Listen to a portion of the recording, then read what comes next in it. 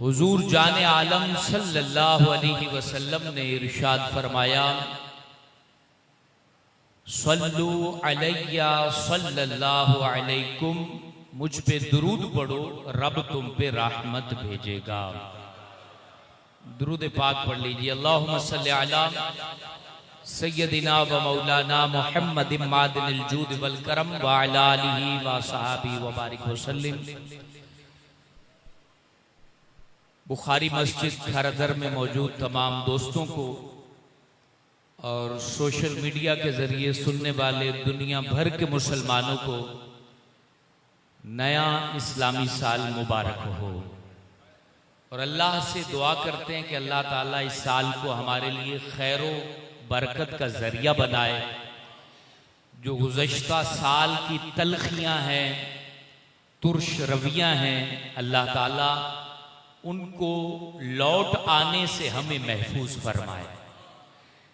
यानी जो साल गुजरा है उसकी तलखी को हर बंदे ने महसूस किया है।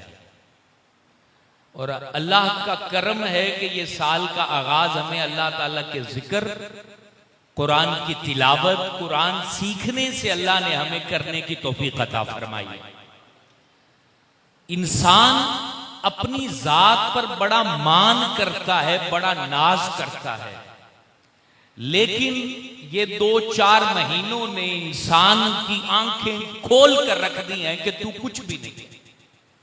बड़े से बड़ा आदमी भी शर्मसार नजर आया, पशेमान नजर आया, गमजदा नजर आया। और अमीर कबीर और गरीब फकीर हर बंदा मौत से डरता नजर आया। और फिर बिल आखिर कुरान की ये बात हक साबित हुई कि वमन आरादा अन जिक्री फइन्ना लहू मईशतन दनका, कि अगर मेरे जिक्र से तुम रूह गर्दानी करोगे तो मैं जिंदगी को तुम पर तंग कर दूंगा। और ये हुआ। जिंदगी किस पर तंग नहीं हुई? बताइए कौन सा ऐसा शख्स है जिसने अपने ऊपर जिंदगी को तंग होता नहीं देखा? और गौर शायद ही किसी ने किया हो कि ये जिंदगी तंग क्यों हुई है। खालिक़े कायनात को भूल जाना इसका सबसे बड़ा सबब है। और उसके अंदर क्योंकि आज का इंसान मुलव्वस दिखाई देता है, इसलिए सारी मुश्किलात आई। और आज जो इस साल का पहला दिन है, पहली रात है, किस्मत से वो शब्बे जुमा है। हम अल्लाह वहदाहु ला शरीका ला, जिसके दस्ते कुदरत में सारी ताकतें, सारी कुव्वतें, सारे इख्तियारात, जो खजा को बहार बना दे, बहार को खजा कर दे, नाकामी को कामयाबी में बदल दे, कामयाबी को नामुरादी में बदल दे, शिफा को बीमारी में बदल दे, बीमारी को सेहत में बदल दे, जो गुर्बत को अमारत में बदल दे, अमारत को गरीबुल वतनी में बदल दे, जो इख्तियारात को खत्म कर दे और एक जो है वो तन्हा शख्स को इख्तियारात बख्श दे। ये सारी ताकतें उसके पास है जिसके घर में इस वक्त आप और मैं बैठे हुए हैं, और जिसका कलाम आपने अजीम कारी कुरान से सीखा है, मुकद्दर वाले हैं। बुखारी मस्जिद की इंतजामिया से मैं बात कर रहा था। किस्मत वाली ये अवाम है, ये लोग हैं जिनको मुल्क के नामवर कुर्रा की फहरिस्त में जो सरे फहरिस्त नजर आते हैं, उनके पीछे आपको नमाज पढ़ना नसीब हो रहा है और उनसे कुरान पढ़ना नसीब हो रहा है। और इस पे अल्लाह का शुक्र अदा करना चाहिए। जिंदगी में इंसान के पास सबसे बड़ी चीज ही क्या है? नमाज ही तो है। नमाज अगर खुश इल्हान कुरान सुनते हुए अदा की जाए तो इससे बड़ा इनाम क्या हो सकता है? तो अलगर्ज ये चंद बातें जो शुक्रगुजारी पर मबनी थी। आज हमारा बयान का मौजू है नजरियाती फितने और उनका तदारुक। मेरे दोस्तों, इमाम आली मकाम, इमाम अर्श मकाम का जिक्र, आले बैत का जिक्र करने के लिए हम चूंकि मुहर्रम में इकट्ठे होते हैं, रटी रटाई बातें और वो बातें जिनको हम अजबर याद कर चुके हैं, उनको बार बार 11 दिन तक दोहराना ये शायद उतना हमें फायदा न दे जितना उनके मिशन मकसद उनकी जिंदगी के अंदर जो है वो डूब कर सीखना हमें फायदा देगा, और वही उनका भी मकसूद है। इमाम आली मकाम के खून बहाने का मकसद ये नहीं है कि तुम जो है वो सिर्फ मेरे नारे लगा के चले जाओ और फिर तुम भूल जाओ कि मेरा खून बहा क्यों है, मेरी गर्दन पर जो खंजर क्यों चलाए गए हैं, मेरे बच्चों के खून से उस रेत को क्यों जो है वो सैराब किया गया है। वो सारी बातें हमने यहां डिस्कस करनी है। पहला मौजू हमने उन फितनों का जिक्र करना है जिसके तदारुक के लिए इमाम आली मकाम ने इतना बड़ा सफर किया और उसकी बुनियाद रखी।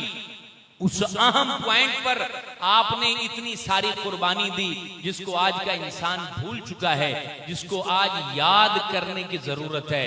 इसको बितरतीब निकात की सूरत में मैंने आपके सामने बयान करना है। शायद अगर दुरुस्त तरीके से सुन लिया, या सोशल मीडिया पर दुनिया भर के लोग सुनते हैं, हजारों लाखों की तादाद में लोग ये प्रोग्राम सुनते हैं, सबका फायदा होगा। पहली बात सुनिए, कुरान की आयत जो मैंने पढ़ी है उस पर हम गौर करते हैं और हिकमत के चश्मों से सैराब होने की कोशिश करते हैं। अल्लाह ताला ने अपनी वहदनियत और अपनी कुदरत की दलील को बयान करते हुए क्या इरशाद फरमाया? नबी पाक से फरमाया कि आप कह दीजिए, फरमा दीजिए, क्या फरमाए? कुल हुवल्लज़ी अंशअकुम, रब वो है जिसने तुम्हें पैदा किया है, पैदा किया है। अब अगली बात सुनिए, वजअल लकुमुस समअ वल अबसारा वल अफइदा, उसने तुम्हारे लिए क्या बनाए हैं? कान बनाए हैं, आंखें बनाई हैं और दिल बनाया है। अल्लाह ताला ने बंदे को पैदा किया, लातादाद नेमतों को पैदा किया, लेकिन यहां जिक्र बतौर खास तीन बातों का जिक्र किया, तीन नेमतों का जिक्र किया। तुम्हारे कान को पैदा किया अल्लाह ने, आंखों को पैदा किया अल्लाह ने, दिल को पैदा किया अल्लाह ने, और आगे क्या अल्लाह फरमाता है? कलीलम मा तशकुरून, तुम बहुत कम शुक्र अदा करते हो। अब यहां जो बात समझाने वाली है, जो नुक्ता कुरान बयान करना चाहता है, वो इंतहाई अहम है। इन तीनों चीजों का जिक्र इंसान के दिल से है, इंसान के अकीदे से है। ये तीनों बातें, कान, आंख और दिल, इनके ऊपर इंसान का अकीदा बनता है। जो सुनता है वैसा नजरिया बन जाता है, जो देखता है वैसा अकीदा बन जाता है, जो तसव्वुर करता है वैसा उसका कॉन्सेप्ट बन जाता है। तो अल्लाह ताला ने बतौर खास बंदों को फरमाया, मैंने तुम्हें पैदा किया है तो जरा ध्यान से चलना।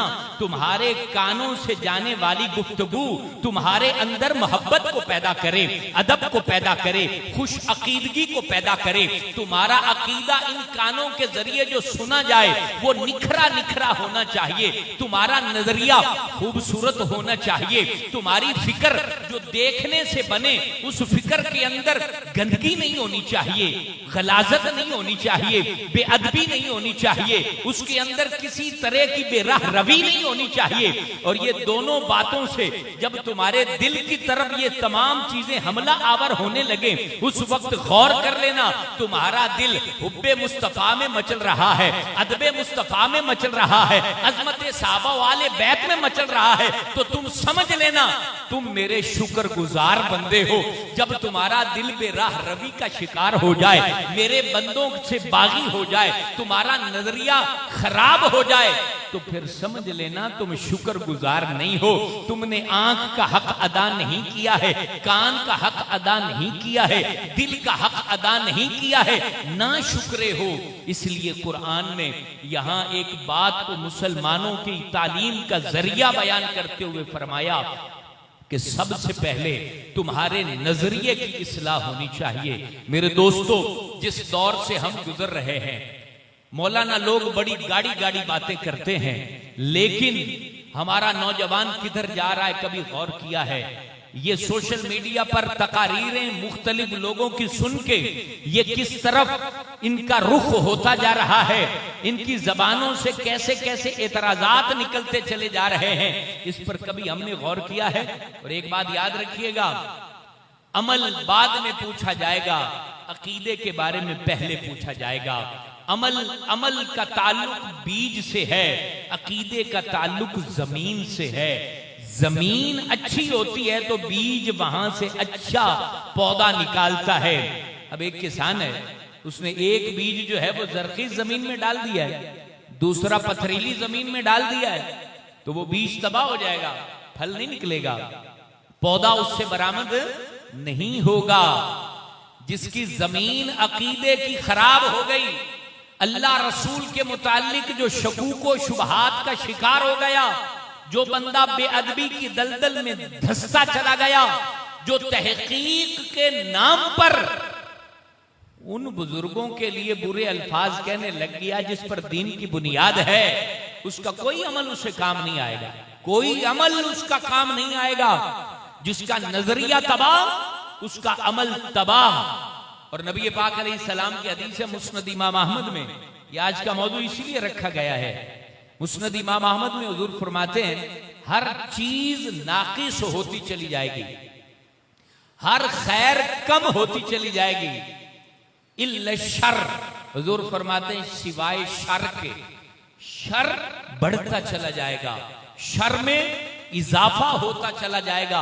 और सबसे बड़ा शर वो अकीदे में तबाही है, अकीदे का मुतजलजल होना है, शक में मुबतला होना है। और एक बात याद रखिएगा, हमारे मजहब में शक को गुंजाइश ही नहीं है। हमारा मजहब इल्हामी मजहब है, हमारा मजहब तजरिबात की बुनियाद पर नहीं हमें दिया गया, बल्कि रब के कलाम की बुनियाद पर हमें हमारा मजहब दिया गया है। तजर्बा गलत हो सकता है, तजर्बे की वजह से नजरिया जो बनता है वो गलत हो सकता है, लेकिन दोस्तों इल्हाम जो रब ने दिया, वही जो रब की तरफ से आई, उसमें गलती नहीं हो सकती। हमारा जो कॉन्सेप्ट है, हमारा जो अकीदा है, हमारा जो नजरिया है, वो तजर्बे की बुनियाद पर नहीं है। हमारे पास जो तौहीद है वो रब के नबी ने बता दी है, हमारे पास जो रिसालत के कवानीन हैं, रिसालत का अकीदा है, वो अल्लाह के नबी ने बता दिया है। खत्म नबूवत का जो कॉन्सेप्ट है वो अल्लाह के नबी ने बता दिया है। हमारे पास सहाबा का अदब है, वो अल्लाह के नबी ने बता दिया है। हमारे पास आहले बैत की तकरीम है, वो अल्लाह के नबी ने बता दी है। हमारे पास किताबुल्लाह है, वो अल्लाह के नबी ने बता दी है। अब जो चीज रब ने, रब के रसूल ने बता दी है, अब किसी की तहकीक हो, किसी की तारीख की तलखियां हो, किसी के पास मुख्तलिफ अंदाज से मुताला हो, वो तमाम चीजें गलत हो सकती हैं, लेकिन रब का बताया हुआ कलाम नहीं गलत हो सकता, नबी का बताया हुआ फरमान नहीं गलत हो सकता, नबी की बताई हुई बात नहीं गलत हो सकती। और सबसे बड़ी बात है, मेरा फहम गलत हो सकता है, तेरा फहम गलत हो सकता है, लेकिन जो नजर चेहरा मुस्तफा पर हजरत अबू बकर सिद्दीक की पड़ गई, ना वो सिद्दीक गलत हो सकता है, ना उमर गलत हो सकता है, ना उस्मान गलत हो सकता है, ना हजरत उमर गलत हो सकते हैं, ना हजरत हैदरे करार गलत हो सकते हैं, ना हसनैन करीमैन गलत हो सकते हैं। आज के इंसान की फिक्र गलत हो सकती है, लेकिन रब के यार गलत नहीं हो सकते, रब के नबी नहीं गलत हो सकते। ये चीज आज समझाना चाहता हूं। अगली बात, अकीदा और नजरिए की इस्लाह की जरूरत। आज हम क्या कहते हैं, यार बस सिर्फ नमाज पढ़ लें, बाकी बातें छोड़ें। ठीक है, नमाज पढ़ लें, किसी बहस में ना पड़े, किसी झगड़े में ना पड़े, किसी मनाजरे में ना पड़े, लेकिन अपने आप को क्लियर तो रखें कि आप हैं कौन। बात समझ में आ रही ना? खुद को क्लियर हर वक्त रखें, क्योंकि जो मुशक्किक बंदा होता है, शक करने वाला होता है, मुझे बताइए शक करने वाले की हैसियत उसके घर में कितनी होती है? उसको शक्की बोलते नहीं बोलते? उसकी बीवी उसको कहेगी ये शक्की है, उसका बेटा उसको कहेगा ये शक्की है। ओ भैया, शक करने वाले की कदर घर में नहीं है, तो शक करने वाले की कदर दरबारे रिसालत में कैसे हो सकती है? झगड़ा ना करें, मनाजरा ना करें, लेकिन खुद को क्लियर रखें कि आप कौन हैं, आपने क्या अकीदा अपनाया है। क्योंकि अकीदा अक्द से है। अक्द कहते हैं गांठ लगाना। जब गांठ लगा दी जाती है तो वो गांठ आगे पीछे नहीं होती, अपनी जगह पर रुकी हुई होती है। जब तक उसको कोई खोलता नहीं है, वो अपनी जगह से हिल के अगली जगह पर नहीं जाती। जब आपने अकीदे की गांठ लगा ली तो आपके लिए अब कौन सी बात पुख्ता हो गई? अल्लाह एक है, उसके अलावा कोई रब नहीं है। आखिरी नबी हजरत मोहम्मद रसूलुल्लाह है, उसके बाद अब कोई नबी आने वाला नहीं है। और नबी पाक अलैहिस्सलाम को देखकर जिसने कलिमा पढ़ा है और उसी हालत में दुनिया से गया है, वो जन्नती है। और तमाम खानदानों में अफजल आला खानदान रसूल अकरम का खानदान है। जन्नती नौजवानों के सरदार हसनैन करीमैन है। जन्नती औरतों की सरदार हजरत सैयदा कायनात तैयबा ताहिरा फातिमातुज ज़हरा है। इसके ऊपर अकीदा हमारा ठुक चुका है और ये गांठ लग चुकी है। अब कोई 1000 किताबें सामने लाके रख दे, इसमें यूं है, इसमें यूं है, इसमें यूं है, हमारे नजरिए में फर्क नहीं आना चाहिए। उन्हें कहें अब मुझे तजर्बे की जरूरत नहीं है, रब ने जो ईमान दे दिया है मुझे वो काफी है। ऊंचा कहना सुभान अल्लाह। क्योंकि बात थोड़ी सी खुश्क है तो खुश्क बातें सुननी भी जरूरी होती हैं। बात समझ में आ रही है? अब 1000 तहकीकें आ जाए, 1000 लोगों के मनाजरे आ जाए, ये इसलिए कर रहा हूं आज सोशल मीडिया बच्चे से लेके बूढ़े तक को मुयस्सर है। कभी भी कोई चीज सामने आ जाती है और हम परेशान हो जाते हैं, यार इस मौलवी ने क्या कह दिया। तो अब मौलवी हमें मुतजलजल नहीं कर सकता, क्योंकि अकीदा हमारी फितरत ने कबूल कर लिया है। हमारी फितरत क्या है? एक दिन का जो बड़ा हमारा भाई होता है, घर में जब दोनों बैठे हुए हो, छोटा बदतमीजी करे तो मां क्या कहती है? शर्म कर, तुझसे बड़ा है। ये कहते नहीं कहते? शर्म कर, तुझसे बड़ा है। एक दिन भी उम्र ज्यादा है तो हमारा मुआशरा, हमारी फितरत, हमारा तरीकाकार क्या होता है? शर्म कर, हया कर, कुछ तो देख, वो तुमसे बड़ा भाई है। मुझे बताइए, एक दिन के बड़े का अदब हमें शरीयत सिखाती है, नबी सिखाते हैं, हजरत अली पाक सिखाते हैं। हजरत अली उल मुर्तजा फरमाते हैं कि जो तुमसे बड़ा हो, रास्ता चलते हुए भी उससे आगे न गुजरो। तो जो 1400 साल बड़े हैं, समझ में नहीं बात आई? 1400 साल बड़े हैं। मैंने आपने कलमा तो किसी मौलाना को देख के पढ़ लिया, या मां ने पढ़ा दिया, या दादे ने पढ़ा दिया। जिनको कलिमा खुद नबी पाक ने पढ़ाया हो, खुद नबी पाक ने कलिमा पढ़ाया हो, अगर वो नाकिस हैं तो माज़अल्लाह क्या दावत रसूल नाकिस हुई? दावत रसूल नाकिस नहीं हो सकती। ज़बाने मुस्तफा ने जिसको मुसलमान कह दिया कि तुझे मुबारक हो तो मुसलमान हो गया है। जिसने बैत की दस्ते नबवी पर, उसके बाद हजूर अलैहिस्सलाम ने मुबारकबाद दे दी कि तू किस्मत वाला है, तूने रब रसूल को मान लिया है। वो बताओ यार, जिसको नबी पाक कह दे तुझे मुबारक हो, तो फिर वो नाकिस हो सकता है? फिर बात आज के दौर में करने वाला नाकिस है, उसके लिए नक्श लिखने वाला कलम नाकिस है, नक्श बयान करने वाला मुकर्रिर नाकिस है। खुदा की कसम, रसूलुल्लाह का कोई सहाबी और आले बैत का कोई भी फर्द ना नाकिस है, ना नक्श की गुंजाइश है। रब ताला ने खानदाने रसूल को कामिल हस्तियां अता फरमाई है, कामिल हस्तियां अता फरमाई है। अब नबी पाक अलैहिस्सलाम की हदीस जो मिशकाश में मौजूद है वो सुनिए। हुजूर जाने जाने क्या फरमाते हैं? आप फरमाते हैं, अच्छा अकीदा दूध की मानीद है, बुरा कॉन्सेप्ट जहर की मानीद है, और फरमाया आमाल जो है वो मीठे की मानीद है। अब मीठा आप दूध में डालेंगे, शहद को दूध में डालेंगे तो लुत्फ आएगा। शहद के 5 ग्रेट ला के जहर में डाल दें तो मजा आएगा? या पीना पसंद करोगे? तो कितनी प्यारी मिसाल दे दी कि आप तहज्जुद पढ़ रहे हो, नमाज पढ़ रहे हो, सदका खैरात कर रहे हो, आप गरीबों की मदद कर रहे हो, लेकिन कॉन्सेप्ट अगर आपने बुरा रखा हुआ है रब के बारे में, रब के रसूल के बारे में, रसूल अलैहिस्सलातु वस्सलाम के करीबी हस्तियों के बारे में, तो तुम्हारा कोई भी अमल वो तुम्हें फायदा नहीं दे सकता। जिस तरह शहद को जहर में डाल दिया जाए तो जहर उसके असर को तबाह करके उस शहद को भी जाया कर देगी, और वही शहद दूध में डाल दोगे तो दूध की लज्जत में इजाफा होता चला जाएगा।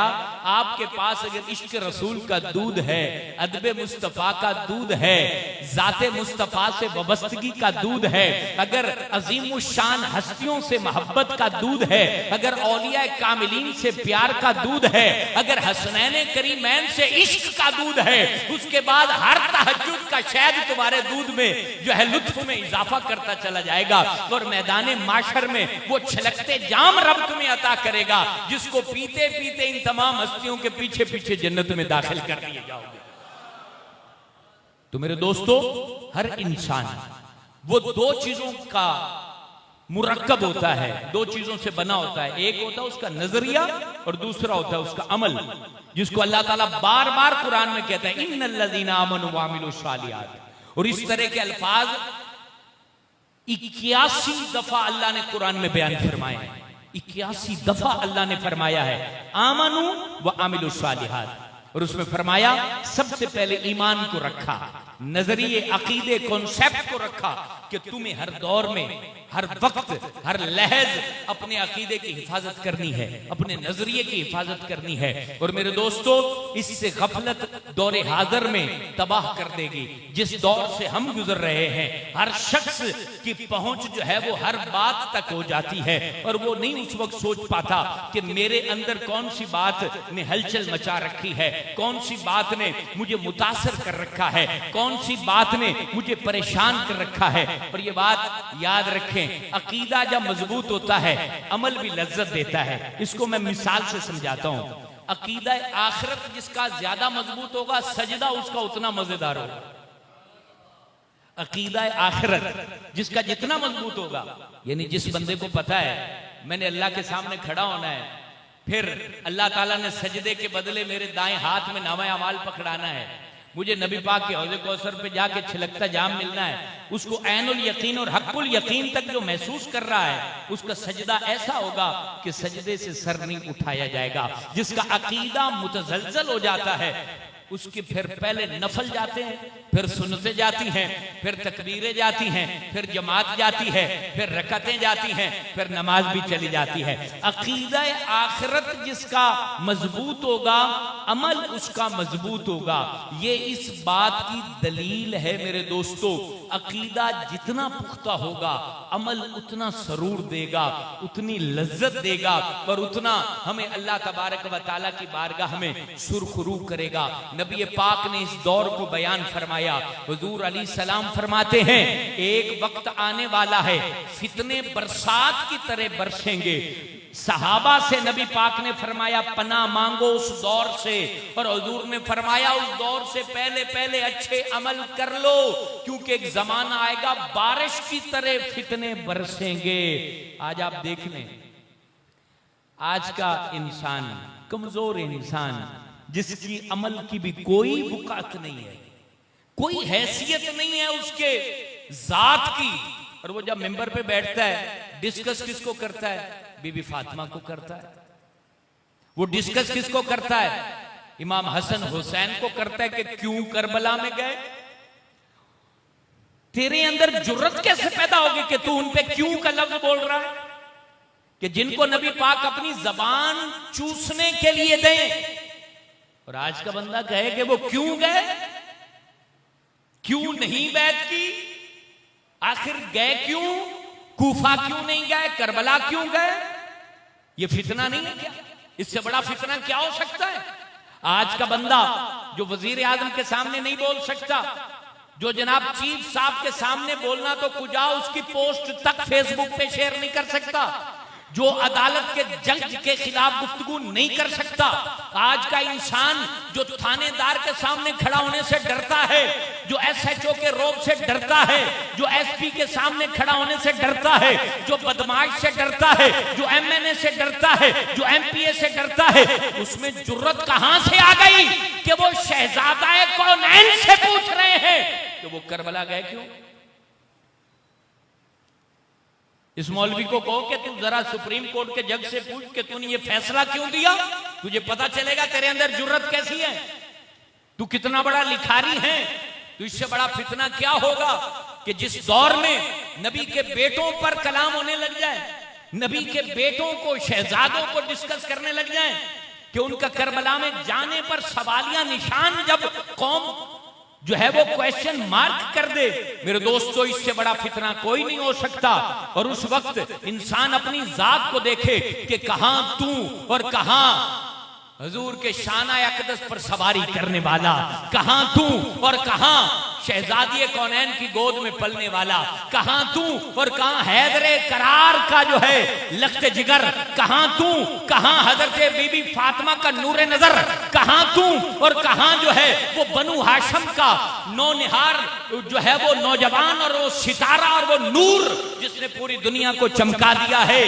लेकिन इस फितने से आगाही भी जरूरी है और ये बताना जरूरी है। आज का कोई शख्स जो है तुम्हें सवालिया निशान मैसेंजर पर करे, फेसबुक पर करे, तुम्हें व्हाट्सएप पर करे और तुमसे पूछे कि जनाब बताओ इमाम हुसैन ने बैत क्यों नहीं की और वो क्यों चले करबला के लिए, तो उस वक्त तुम्हारी छठी हिस्स को जो है वो हिल जाना चाहिए, अकल को बेदार हो जाना चाहिए कि फितने मेरी तरफ आ रहे हैं। और उस वक्त न किसी मौलाना से पूछने की जरूरत है, न कहीं तहकीक करने की जरूरत है, न कोई किताब खोलने की जरूरत है, न किसी मुफ्ती के पास जाने की जरूरत है, न किसी मुहक्किक को कॉल करने की जरूरत है, न पीर साहब को फोन करने की जरूरत है। जो तुम्हें ये सवालिया मार्क करके पूछ ले तुम ठक से जवाब दे दो। अल्लाह की इज्जत की कसम है तुम्हारा सवाल झूठा है, मोहम्मद अरबी का बेटा सच्चा और 100% सच्चा है। ये इसका तदारुक है। तमाम तहकीकें अपनी जगह पर हैं, लेकिन जरा बताएंगे अल्लाह जिनके लिए कहे कि तू मेरा हबीब है,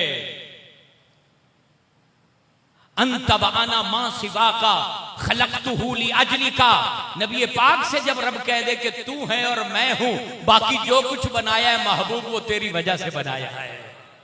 जिनसे रब ये कलाम करते हुए बात करे, महबूब तुम्हारी निगाह की कसम है, तुम्हारे चेहरा नूरानी की कसम है, तुम्हारी जुल्फ़े अंबरीन की कसम है, सीना अतहर की कसम है, महबूब तुम्हारे चलने की कसम है, तुम्हारे रहेश पजीर होने की कसम है, तुम्हारे हाथों की कसम है, तुम्हारे नूर की कसम है, तुम्हारे विजदान की कसम है, तुम्हारे फहम की कसम है, तुम्हारे इदराक की कसम है, तुम्हारी जात की कसम है। तुम तन्हा नहीं हो, तुम अकेले नहीं हो, तुम्हारे लिए मेरा सब कुछ जो है वो तुम्हारी वजह से है। ये रंगो नूर तुम्हारे लिए है, जमीन के ऊपर तमाम सरूर तुम्हारे लिए है, ये तमाम खेतों खलियान तुम्हारे लिए है, ये जमीन का बिछोना तुम्हारे लिए है, आसमानों का नूर तुम्हारे लिए है, चमकते सितारे तुम्हारे लिए हैं, चांद की तमाम तर हरकतें तुम्हारे लिए हैं, सूरज की हरारत तुम्हारे लिए है, ये जन्नतें तुम्हारे लिए हैं, ये तमाम तर गिलमानो बहशत की खिदमत तुम्हारे लिए है, ये तमाम फरिश्तों की ताबानी तुम्हारे लिए है। महबूब सब कुछ सिर्फ और सिर्फ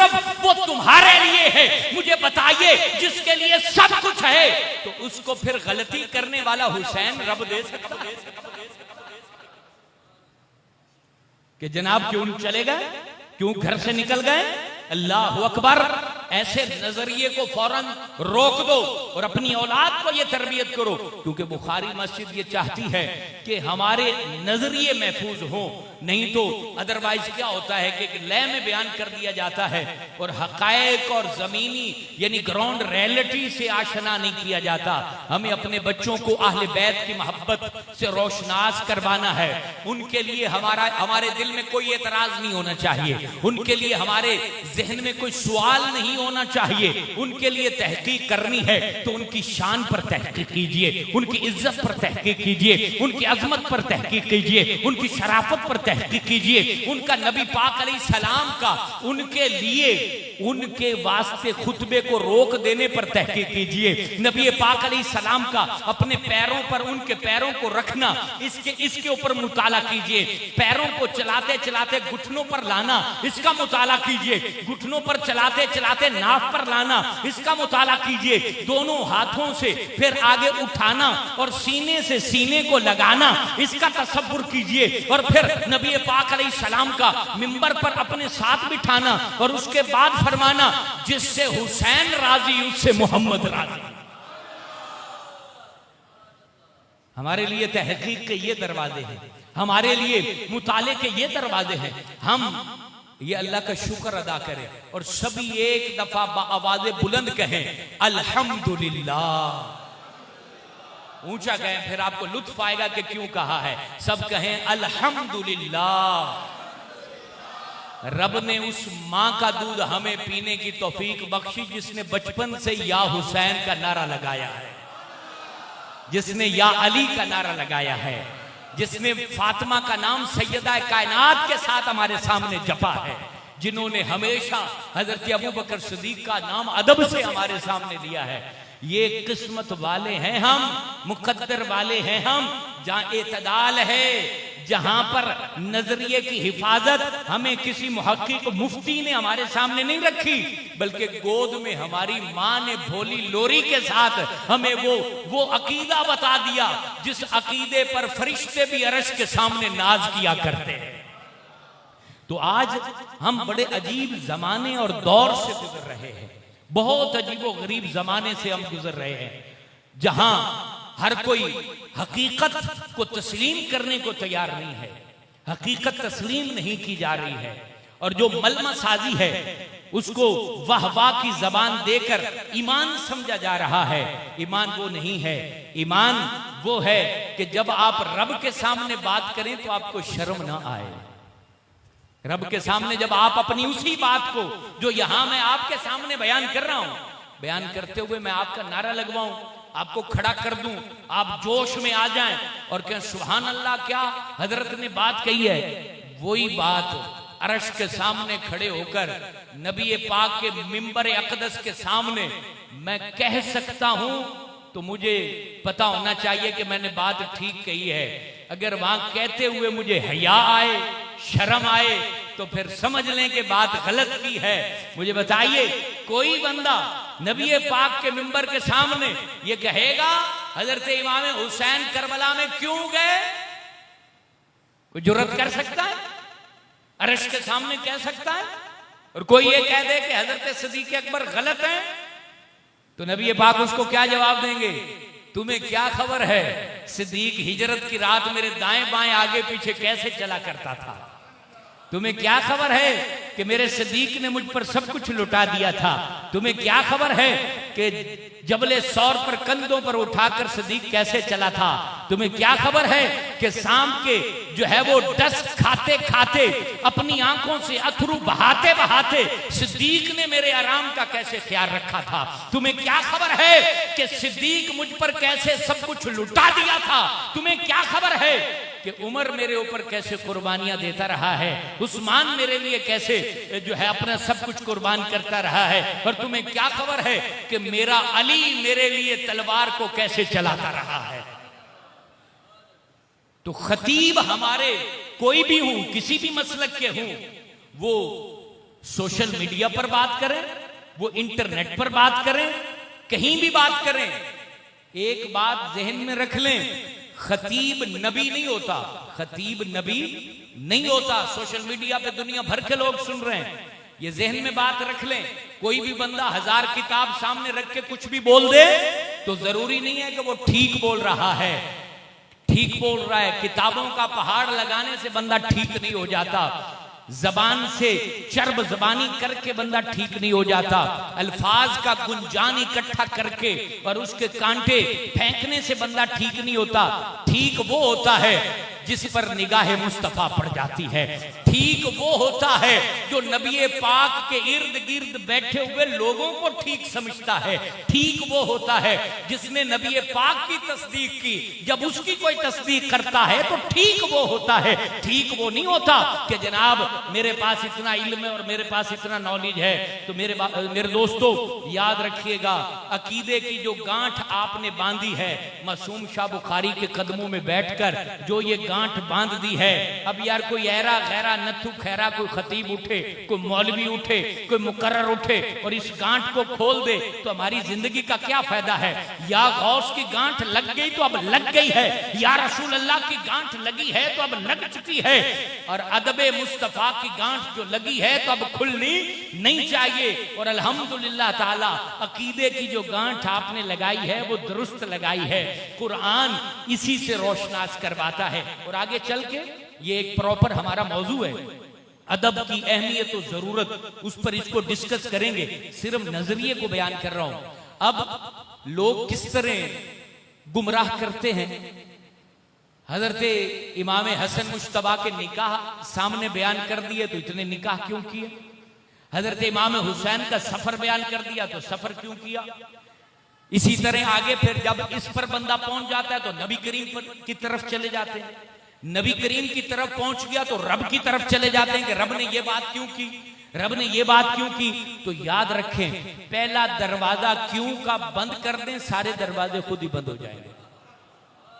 पहला दरवाजा क्यों का बंद कर दे।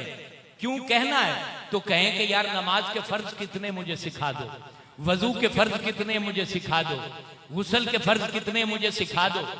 इन चक्रों में नजरियाती फितनों की तरफ अपनी आंख बढ़ाओगे तो हदीस में जिक्र है, क्या फरमाया गया। फरमाया ये फितने जो इनकी तरफ झांकेगा ये इसको उचक लेंगे। जो इनकी तरफ झांकेगा, इनकी तरफ देखेगा तो ये फितने उसको उचक लेंगे। तो ऐसा ही होता है। कितने आपके मोहल्ले में लोग रहते होंगे, आप कहेंगे यार 11वीं भी करता था अब नजर ही नहीं आता। यार वो बंदा तो नबी पाक में बड़ा जरूर पड़ता था, साहबा आले बैत का अदब करता था, अब पता नहीं उसको क्या खराबी हो गई है।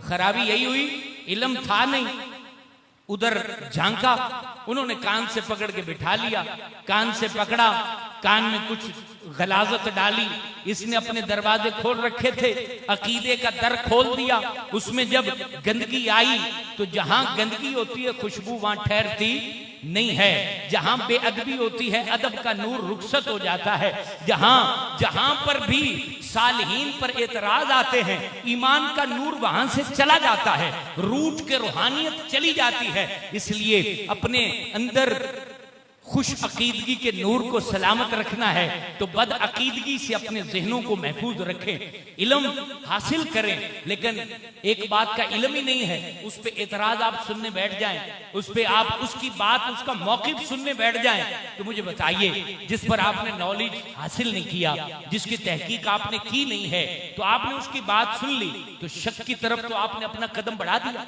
शक की तरफ या बढ़े तो वो कदम बढ़ते बढ़ते दलदल में फंस जाएगा। फिर उस सहराई दलदल से निकलना चाहोगे, वो रेत पैरों को जकड़ लेगी, निकल नहीं सकते। इसलिए कॉन्सेप्ट को अपने को मजबूत रखो।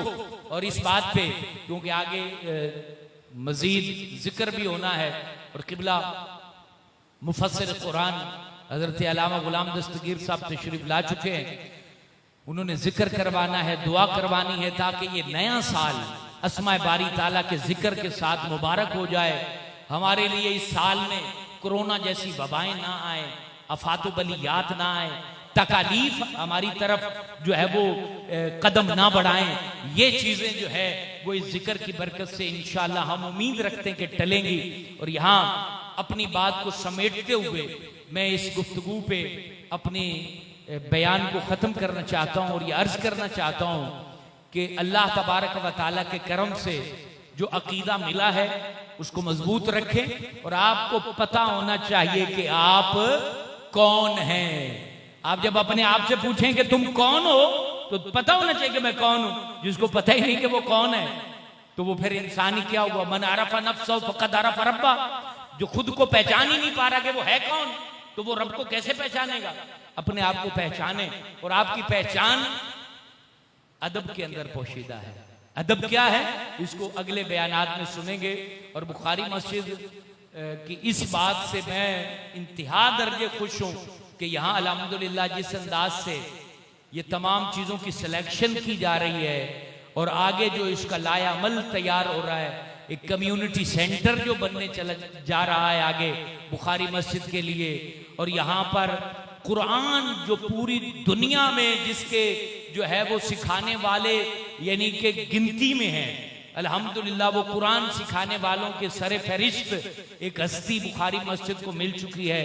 उस्ताजुल कुर्रा कारी मोहम्मद आशिक रजा कारी कादरी साहब यहाँ पर अपनी खिदमात पेश कर चुके हैं और यहाँ से तजवीद का नूर पूरे पाकिस्तान क्या पूरी दुनिया में जाएगा। आप थोड़ा सा आगे तो बढ़े। और इसी तरह जो जुमे का मिंबर, मुझे बड़ी खुशी हुई और मैं उस दिन से बहुत खुश हूं कि अब अल्हम्दुलिल्लाह जुमे का खुतबा एक काबिल तरीन खतीब मुफ्ती और मुफस्सर यहाँ पर दे रहे हैं गुलाम दस्तगीर साहब। यानी मिंबर, मुसल्ला, तदरीस की मसनद, ये जब तक काबिल लोगों के हाथ में नहीं जाएगी कभी भी फितने नहीं खत्म हो सकते, कभी भी रूहानियत नहीं आ सकती।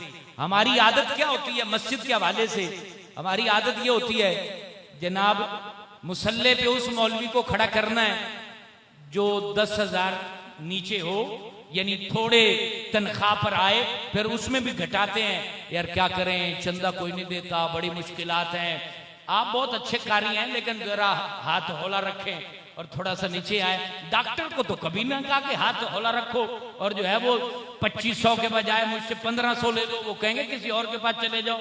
लेकिन मुसल्ले पर फिर वही लोग आएंगे, हाथ हौला रखने वाले आएंगे जिसकी ना दुआद निकल रही होगी ना काफ निकल रहा होगा, वो कहीं और जा रहे होंगे, हम कहीं और जा रहे होंगे, तो नमाजों का फायदा क्या। अब यकीन जाने यहाँ नमाजें मैंने 3-4 पढ़ी हैं, मुझे तो कल भी सुकून मिला है। यानी लग रहा है कि जैसे हरम की मस्जिद में खड़े होकर नमाज पढ़ रहे हैं। तो यार इससे बड़ी बात क्या होती है। और ये चीजें आप गौर नहीं करते। हजारों मस्जिदों में ऐसी मस्जिदें जहां सिलेक्शन वो तनख्वाह की बुनियाद पर नहीं, काबिलियत की बुनियाद पर होती है। अब खतीब के लिए हमने 2 चीजें रखी हुई हैं, एक तो सुर अच्छी लगाए और दूसरा जो है लिताड़ पछाड़ करे फिरकों की, और उसके बाद तनख्वाह भी थोड़ी ले। ये हमारी मस्जिदों की आदत है। अब मिंबरों पे हमने उनको बिठा दिया, मिरासियों को, जिन्होंने जो है वो ना अकीदा सिखाया, ना नजरिया सिखाया, ना हिकमत अमली सिखाई, झगड़ा सिखाया, लड़ाई सिखाई, फसाद सिखाया। भाई ठीक है, किसी गली में कोई वाबी रहता है, कहीं बरेलवी रहता है, कहीं कोई दूसरे मजहब का रहता है, हम किसी से लड़ नहीं सकते। हम अपने आप को एक अच्छे अंदाज से बयान कर सकते हैं। वो कौन बयान करेगा? जो काबिल होगा मिंबर का, जो नियाबत का काबिल होगा, जिस बंदे ने जनाब ये देखना है कि मेरी रोजी रोटी यहां से पूरी हो रही है। यानी 5-7 हजार जो है वो जुमे का मिल जाता है, 5-7 हजार की पार्टियां घेर रखी हुई हैं, 2-4 के जो है वो दुकान पे कुरान पढ़ देते हैं, कोई 5-5 हजार वो दे देते हैं। बुखारी मस्जिद मार्केट की मस्जिद है, 70 हजार हो जाता है। सुभान अल्लाह, ना ये मुझे पूछे ना मैं इनको पूछूं। ये हो रहा है। उसकी काबिलियत क्या है? वो कुरान यूं खोल के कोई भी ऐत सामने रख दो, पढ़ सकता है, तफसीर कर सकता है, बयान कर सकता है। दुनिया भर के लोग सुन रहे होंगे, कई इंतजामिया सुन रही होंगी। भाई मिंबर इसको क्यों बोलते हो मिंबर रसूल? जब बोल दिया मिंबर रसूल तो नियाबत रसूल के हक वाले को रखो ना वहां, जो कुरान का खुलासा पेश कर सके, जो इमाम हुसैन की तालीमात पेश कर सके, आले बैत का नूर पेश कर सके, सैयदा कायनात की सीरत के अनवार को पेश कर सके, हैदर करार की जुर्रत को पेश कर सके, जो सदाकत को पेश कर सके, अदालत को पेश कर सके, गिना को पेश कर सके, जो यहां बैठकर शहादत की हिकमतों को पेश कर सके, जो अलहम्द के अंदर मौजूद नूर को पेश कर सके, जो अलिफ लाम मीम के अंदर मौजूद हिकमतों के समुद्र को पेश कर सके, जो सूरह बकरा के अनवार को पेश कर सके, जो तजल्लियात सूरह आल इमरान को पेश कर सके, सूरह बनी इसराइल के अंदर मानी और माखज़ क्या है वो पेश कर सके, जो बंदा मक्की सूरतों के अनवार बता सके, मदनी सूरतों के खजाने बता सके, जो बता सके कुरान क्यों आया था, कैसे आया था, कुरान के ज़ेरो ज़बर में क्या है, कुरान के नुक्तों में क्या है, हरूफ तहज्जी में क्या है, कुरान देता क्या है, कुरान जो है अता क्या करता है, और कुरान पढ़ने वाले को मिलता क्या है। जब तक तक मिंबर पर साले बंदा नहीं बैठेगा, मेरी तेरी नस्ल बर्बाद होती रहेगी, हम लुटते रहेंगे, अपने हाथों से बर्बाद होते रहेंगे। और ये बात याद रखिएगा, जिस इलाके में डॉक्टर स्पेशलिस्ट नहीं होता वहां ताई डॉक्टर जो है तबाही मचा देते हैं। जिस मिंबर पर नूर बांटने वाला खतीब नहीं होता वहां रूहानियत तबाह हो जाती है, गैरत तबाह हो जाती है, हया तबाह हो जाता है, तसव्वुफ तबाह हो जाता है, फकीरी तबाह हो जाती है, विलायत वहां करीब नहीं आती, वहां बैठने वाले का दिल जगमगाता नहीं है, अक्लो फाम में तसव्वुर यकीन तक पहुंचता नहीं है, वहां अनवार बढ़ते नहीं है, खिदमते खल्क का जज्बा मिलता नहीं है, समाजियात पढ़ाई नहीं जाती है। इसलिए मेरे दोस्तों, आप किस्मत वाले हैं, आप इस मस्जिद के गिरदो पेश रहते हैं कि यहाँ अल्हम्दुलिल्लाह हर फील्ड के काबिल लोगों को यहाँ पर जो है वो खिदमात का मौका दिया गया। और आगे चल के यहाँ जो इमारत बनने जा रही है वो ये सारे शोबाजात, एक प्रैक्टिकली समाजी शोबाजात, मजहबी शोबाजात और ये कुरान और सुन्नत के शोबाजात हमें यहाँ अमलन नजर आएंगे। और फिर पता चलेगा कि वाकई हम उस मस्जिद में रहते हैं जो पाकिस्तान की मॉडल मस्जिद कहलाती है, जहाँ एक गरीब को राशन भी मिलता है, एक बीमार को दवाई भी मिलती है, जहां मैयत को गुस्ल और कफन भी दिया जाता है, जहां तवीज़ात और अमलियात फी सबीलिल्लाह दिए जाते हैं, और जहां कुरान और सुन्नत और वज़ाइफ की खिदमत अपनी जगह पर की जाती हैं। तो अल्हम्दुलिल्लाह ताला, अल्लाह ताला से दुआ करते हैं कि अल्लाह ताला मस्जिद सिद्दीक़ अकबर को इसी तरह उरूज और तरक्की अता फरमाए, और अल्लाह जल्ल शानु हम सबको अपने नजरिए और अपने अकीदे की हिफाजत करने की तौफीक बख्शे। किसी से लड़ना नहीं है, झगड़ना नहीं है, लेकिन खुद को ये कहना है कि तू कौन है, यही कहना जो माँ ने तुझे सिखाया था, अल्लाह रसूल और औलिया का अदब करना है, तू वही है और वही बन के रहना, और वही बन के कब्र में अपनी अम्मा के पास जाना, तो इंशाअल्लाह ताला उनकी रूहें भी खुश होंगी, औलिया कामिलीन की भी रूहें खुश होंगी।